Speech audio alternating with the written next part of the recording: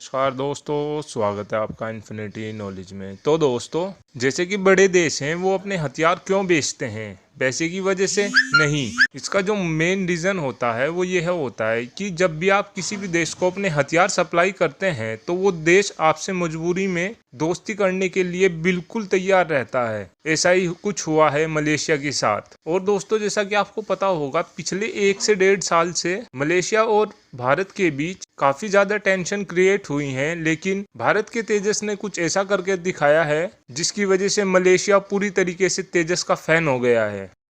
और इस बात को बहुत हैरानी से देखा जा रहा है क्योंकि मलेशिया धारा 370 हटने के बाद यूएन भी गया था और वहां पर भारत की खूब खिलाफत की थी। और इसी का जवाब भारत की साइड से ये आया था कि भारत ने मलेशिया से पाम ऑयल खरीदना बंद कर दिया था, जिसकी वजह से मलेशिया की पूरी अर्थव्यवस्था बिगड़ चुकी थी।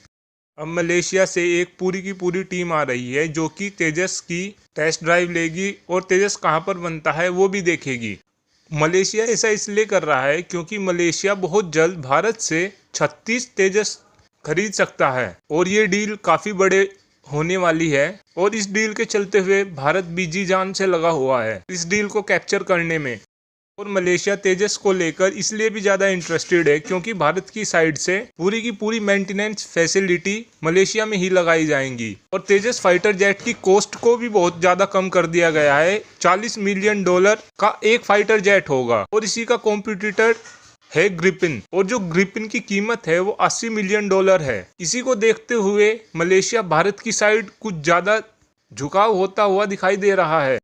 ये फाइटर जेट की डील होती है, ये बहुत ज़्यादा बेनिफिटेबल होती है क्योंकि जब भी आप किसी देश से फाइटर जेट खरीदते हैं तो आपको उस कंट्री के साथ फ्रेंडली रहना होता है, क्योंकि जिस कंट्री से आपने फाइटर जेट खरीदा है आगे आपको उस कंट्री से फाइटर जेट की मेंटेनेंस भी करानी है। तो ये भारत के लिए काफ़ी ज़्यादा बेनिफिटेबल सौदा होगा। जैसा कि मान लीजिए कि अभी पाकिस्तान को फ्रांस की साइड से काफ़ी घातक रिटेलिएशन आया था। पाकिस्तान के सभी मिराज 2000 ग्राउंडेड हैं क्योंकि फ्रांस ने उनकी मेंटेनेंस करने से मना कर दिया था। अब पूरी की पूरी पाकिस्तान की वायुसेना जमीन पर आ गई है।